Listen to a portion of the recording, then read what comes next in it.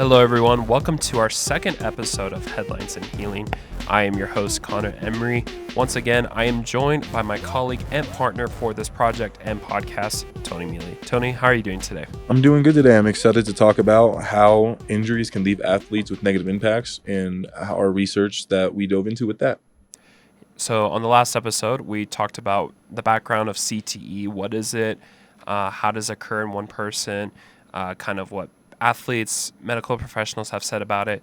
But now for this episode, Tony, we wanted to take a more serious approach of stories of athletes who were impacted by CTE and didn't really, recover well from it, from their injuries, and eventually led to their diagnosis of CTE. I know we were talking about it. I know you had some research that you wanted to dive into before we got into our athletes. That's right, Tony. I found some interesting research from the McKevley School of Engineering, and it's a bit ironic what the School of Engineering did a study on CTE. And something I found interesting was in this heading, it says CTE is a degenerative brain disease caused by repetitive hits. And in the first paragraph, it says CTE is not about single concussions. It's a result of repeated concussions and even head impacts that are not quite as severe. And why did I bring that up?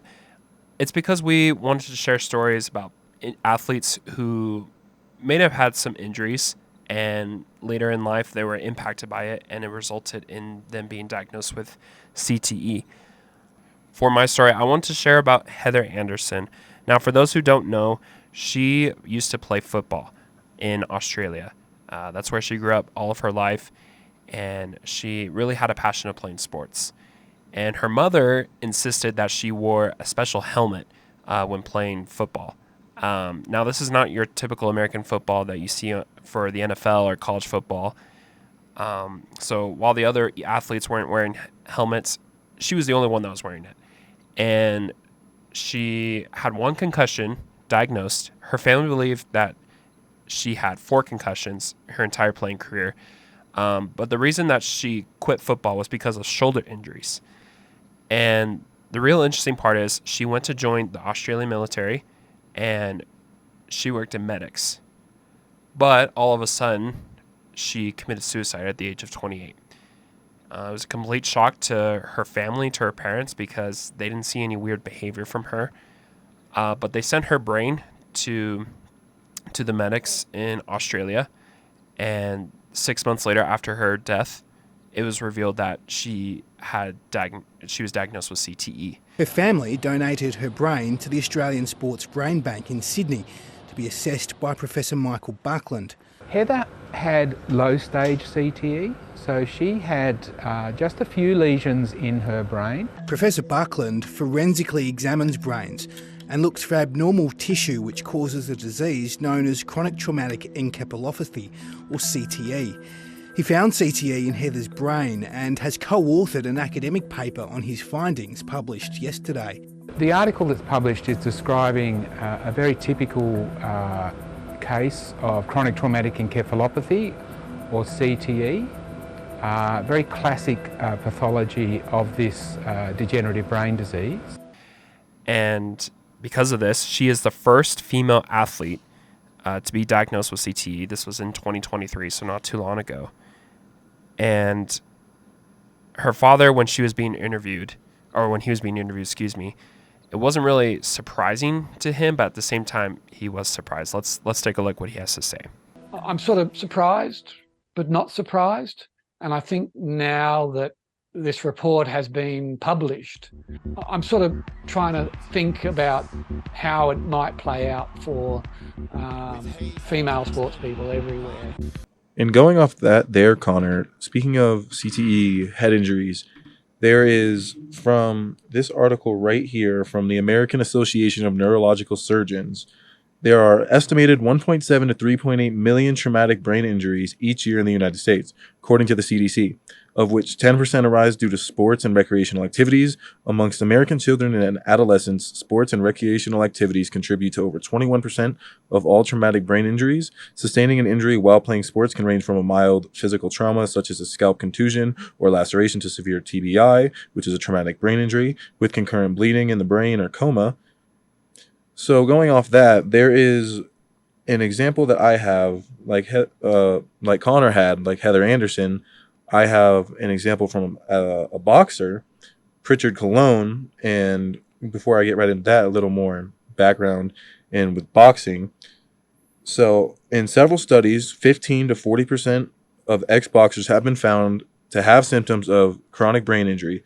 Most of these boxers have mild symptoms. Recent studies have shown that most professional boxers, even those without symptoms, have some degree of brain damage.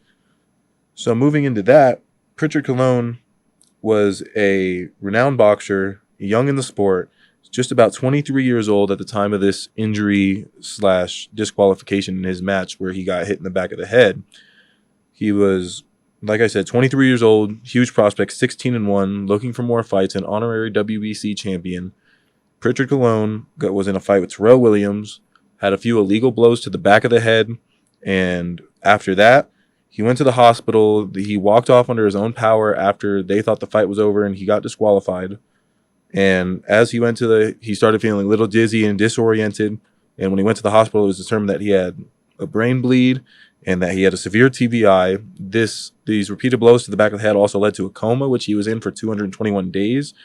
And this kept him in a vegetative state and significant neurological damage. And he hasn't been able to recover from that. He is still dealing with the effects from this head injury to this day, whether it's the illegal blows and just the accrued damage over time as well, and that it was able to happen. Pritchard has still not been able to recover, and that's one big example of things can change in an instant for these athletes and how this affects them for life. I see a similar pattern, is that it does affect families, teammates, coaches, no matter what sport it is, football, wrestling, hockey, soccer. Athletes are at risk when it comes to playing their sport. And these athletes know. But what they do know, and researchers are still trying to find answers, is that the research is clear that it's repetitive exposure to subconcussive blows is detrimental to long-term brain health, according to Montgomery McCracken in Australia. That was the article that came out about Heather's death. And sometimes with athletes, it's not getting concussions all the time. It can be a couple, and it's just that exposure to physical contact, physical damage that can have a lasting impact, which unfortunately sometimes leads to death. That's awesome, Connor. Looking at some other research within the CTE realm, a research study that was conducted in 2017 at Boston University examined 202 brains from deceased football players and found that 177 of them, which was 87%, had signs of chronic traumatic encephalopathy from repeated blows to the head, which we have seen now in multiple different cases from, like you said, all these different sports, that we're seeing a continuous case of these repeated blows are continuing to cause more and more damage, and we're continuing to see that after these athletes have passed away, we are now seeing the depths of how bad these injuries can be and how CTE can be a little bit around us all. And that is the purpose of our project, Tony, is not only to share motivational stories, but to raise awareness when it comes to playing sports. Yes, playing basketball or playing football is thrilling and exciting, but there's also some risk when it comes to it, and the athletes know it. But sometimes parents with kids, they're kind of cautious and hesitant, and it's okay if they are. But ultimately, it's the athlete's decision of getting involved and getting to play that sport. Doesn't matter what sport it is, and there's a potential risk for them to get injured and have a lasting impact for them in the future. To close out, I want to share words from Ron Wolfley, who used to be an NFL player and hosts a radio show down in Phoenix. Let's take a look what he has to say. I want to emphasize the fact I really think the NFL needed to do it. They needed to go through that change. How often a guy is actually hitting throughout the week, of course. I think they needed to do that. I do believe that they did it for the right reasons, and they had to, because CTE is real. With that, this is a good stopping point for this episode of Headlines and Healing. For Tony Miele, my name is Connor Emery, and we'll see you on the next episode of Headlines and Healing. Have a good night.